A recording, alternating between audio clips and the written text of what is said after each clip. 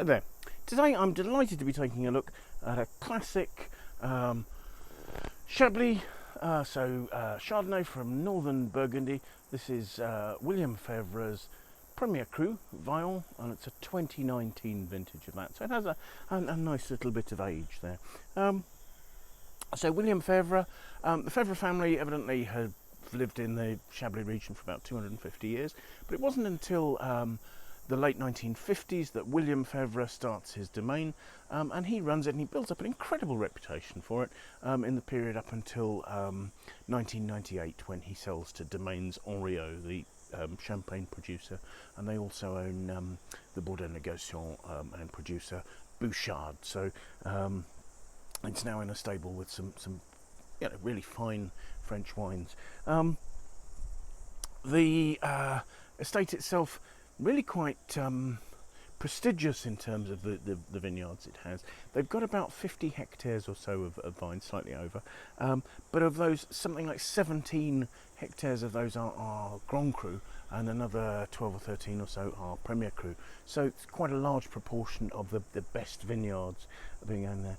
Vaillons is a 1er Cru, which is to the southwest of the town of Chablis itself, about 1 kilometre to the southwest, with a lovely exposure out to the southeast.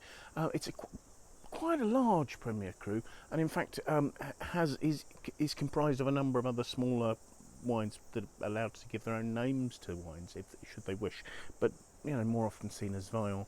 And there's a lovely southeastern exposure there. So what you tend to find, though, that is the style of these wines is slightly sort of lighter and more floral than some of the wines like, say, Montée du Tonnerre. So lovely wines for aperitif sort of style. That's the theory anyway. Fevre are famous, and it's probably because they have these high quality vineyards that they were able to do this for aging, and in fact vinifying and aging their wines in quite a large proportion of new oak. Now they've come away from that style more. I mean, they're still using oak for fermentation and aging, but it tends to be seasoned oak. Since they've had their tie-up with Bouchard, that's given them good access to high quality oak that's been used 1 or 2 times previously, and so that's put to good use. You'll find that for the 1er Cru, something like Vaillons, probably about 40 to 50% of this wine was fermented in oak casks, and for a Grand Cru that's probably more like sort of 60, 70, maybe even 80% fermenting in oak. That'll give extra roundness and richness to the wine, so that complements the style of the 1er and Grand Cru more than sort of basic Chablis, I guess. Now, as far as the wine is concerned, it'll be entirely hand-picked, not surprisingly for a 1er or Grand Cru. There's a lot of selection goes on both in the vineyard and the winery to make sure that only the best fruit makes its way into these. And also during picking, they'd be very careful about the handling. They'd be picked into shallow baskets so the fruit's not crushed or broken prior to fermentation.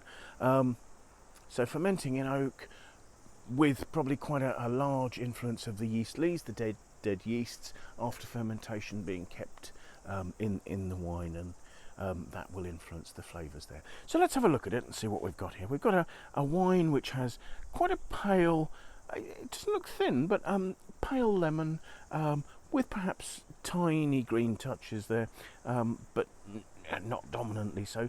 Swirling it, there aren't, I suppose there are slight tears starting to show, but then they're not huge. The wine says it's 13% alcohol on the label, and that would be normal for a 1er Cru Chablis. So the aromas. The aromas, a combination of two things. You've got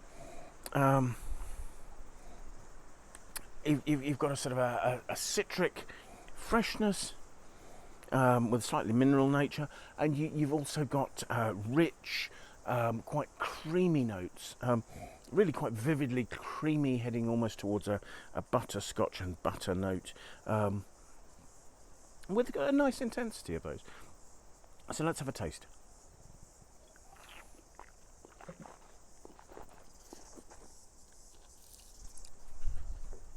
Trying that you have got mouth-watering acidity. There's a real freshness, a crispness, a sharpness to that acidity that is initially very citrus, very lemony, but then as it opens becomes more sort of mineral and steely, and then after that you have this this contrast between the sort of the sharpness of the acidity and the really quite sort of smooth, rounded, harmonious notes of sort of butter heading on into butterscotch, the creamy texture in the palate. The wine's of mid-weight. It's not a huge wine. It's given a little more roundness by its alcohol, which is not particularly hot. But then at the finish again, you have that sort of butterscotch note, and then you get more of the citrus and the mineral notes onto a long finish. So you have a sort of a breadth and a roundness to the mid palate, and then it tails off into a sort of a fresher, leaner, crisper finish that endures really well. It's very well defined. I think that's the sort of wine that would work beautifully as an aperitif. Its flavours are just lasting, and you continue to see them on your tongue, sort of, probably minutes after the wine's been in my mouth. So this is a nice, high quality wine that I think has probably benefited from the fact that it's now 4 years old. And that time in bottle has allowed it to harmonise, and it's showing the fruit and the yeastiness so beautifully together. So thank you very much for watching. I hope you found this interesting.